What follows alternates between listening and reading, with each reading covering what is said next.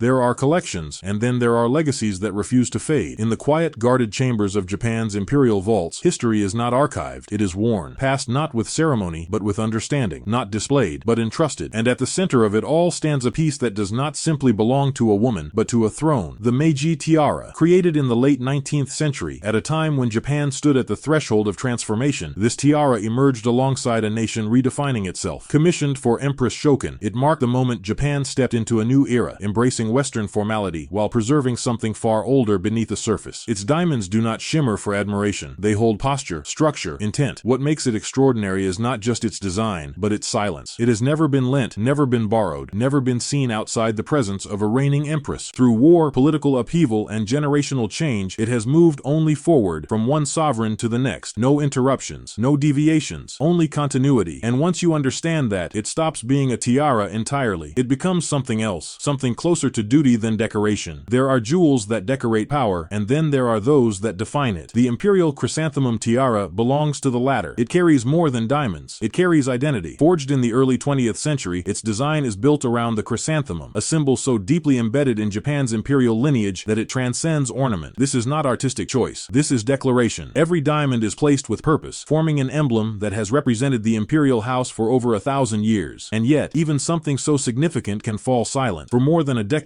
this tiara remained unworn, resting in the darkness of the vault, not retired, not forgotten, just waiting. Time moved, reigns changed, the world evolved, but the tiara remained still, until one night, when it reappeared on a global stage, under the lights of Buckingham Palace. It did not ask for attention, it commanded it. The silence that surrounded it for years became part of its presence, and in that moment, it was no longer just a symbol of Japan, it was a reminder that absence can be as powerful as display. Some jewels shine, others resonate. The pearl sunburst tiara does both, but its true power lies in what it represents beneath its brilliance. Designed with precision and intention, its structure mirrors the rising sun, a motif inseparable from Japan itself. Diamonds and pearls extend outward in perfect symmetry, creating not just beauty but motion. It feels alive, as if it captures a moment of emergence. But its history is not defined by ceremony alone. It carries something quieter, something more human. After years of absence from public life, its reappearance marked not just a royal engagement, but a return, a presence long missed, stepping back into the light. In that moment, the tiara was no longer just an accessory. It became a signal, a continuation not just of tradition, but of resilience. And since then, it has once again slipped into silence, perhaps already passed on, perhaps already waiting for its next moment. In this collection, movement is rarely announced. It simply happens. Not all power is permanent. Some of it is cyclical. The diamond scroll tiara exists within that rhythm, a crown that does not belong to a person, but to a position. Its design is bold, deliberate, almost assertive. The sweeping diamond scrolls do not suggest fragility. They suggest presence, authority. This is not a tiara that blends into ceremony. It defines it. But what sets it apart is its pattern of reappearance. Each time a new crown princess enters the imperial family, this tiara returns, not as a relic, but as a continuation. It does not age. It does not retire. It waits. Decades can pass between appearances, yet when it emerges, it feels inevitable, as though it has simply been observing, preparing, remembering. And when placed once again upon a new generation, it connects them, quietly, seamlessly, to those who came before. 3 women, 3 eras, one unbroken thread, and the tiara never forgets. In a world obsessed with visibility, rarity has taken on a new meaning. The Mikasa Pearl Drop Tiara embodies that idea completely. It is not the largest, not the most famous, but perhaps the most intriguing. Its design is restrained, almost understated at first glance. Delicate pearl drops suspended within precise diamond arches. Geometry meets elegance in a way that feels intentional, controlled. It does not overwhelm. It draws you in slowly. And then, it disappeared. For decades, it remained hidden, not lost, not misplaced, simply absent. While other jewels traveled, appeared, and defined moments, this one remained still, unseen by the public eye, untouched by the noise of attention, until, suddenly, it returned. Not with announcement, not with spectacle, but with quiet certainty. And that silence, that absence, gave it something no constant presence ever could: mystery. Because in the end, the most powerful jewels are not always the ones we see the most. They are the ones that remind us that history does not need to be visible to remain unbroken.